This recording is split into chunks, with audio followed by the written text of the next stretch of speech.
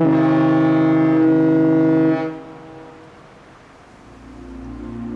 lieu d'aller au bureau, je vais au fleuve. Tous ceux qui travaillent avec l'eau, à un certain moment donné, dans leur expérience, vont finir par dire « Moi, je travaille sur l'eau. Ça fait 20 ans que je travaille sur l'eau. Ça fait 30 ans que je suis sur l'eau. » Il y a comme une transformation dans leur discours qui se fait, que c'est un mode de vie. Le pilote maritime, c'est un expert de la navigation dans les eaux locales d'un endroit. Dans mon cas, c'est le fleuve Saint-Laurent dans le secteur Montréal à Trois-Rivières.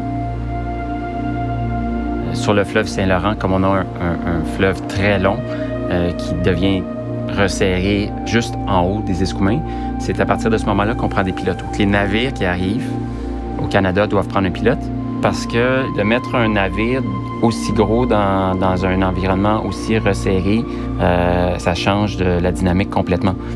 L'environnement immédiat du navire n'est plus du tout le même que lorsque les équipages sont en mer parce que quand tu as très peu d'eau sur les côtés et sous le bateau, tu vas pas pouvoir tourner le bateau de la même façon que si tu étais en pleine mer et tu avais de l'eau partout. Si on rencontre d'autres navires, on doit savoir exactement où se placer pour leur laisser assez de place. Et évidemment, les saisons ici affectent beaucoup le type de navigation qu'on exécute dans le fleuve Saint-Laurent. Et les capitaines qui sont à bord des navires, qui naviguent partout sur la planète, ne peuvent pas connaître toutes les eaux qu'ils visitent comme le fond de leur poche. Alors quand ils arrivent dans un pays, ils embarquent des pilotes qui, eux, connaissent très bien les eaux locales. Et ça évite les accidents, les échouages, les incidents. Le capitaine, c'est lui qui est en charge du navire, de son équipage, de son cargo. C'est le patron ou la patronne de l'équipage à bord. Et le pilote maritime se rajoute à ça. Donc, je travaille avec le capitaine et ses officiers à bord du navire pour effectuer le transit puis amener le navire à bon port.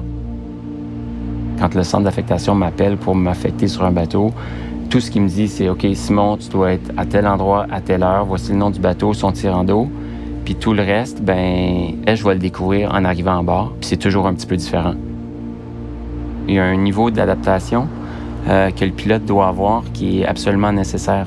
Il y a toujours un côté de surprise lorsque tu vas embarquer à bord qui fait que le métier est jamais plate.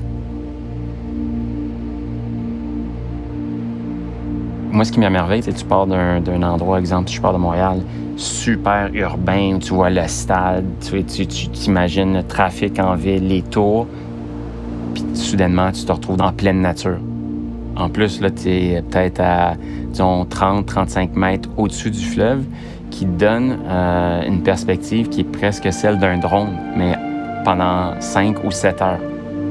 Je passais par hasard le soir de Lac-Saint-Jean à 22 heures. Le feu d'artifice, là, il était par-dessus le bateau. C'était incroyable. Moi, tu me sépares de l'eau, je sais pas ce que je ferais. T'sais. Sans la présence de l'eau, je serais malheureux. Le fleuve, c'est un petit peu difficile de le décrire. C'est juste comme... c'est un membre de la famille, tu dois l'entendre, le voir, le sentir. C'est comme un incontournable dans ma vie. C'est un peu ça la relation pour moi du fleuve.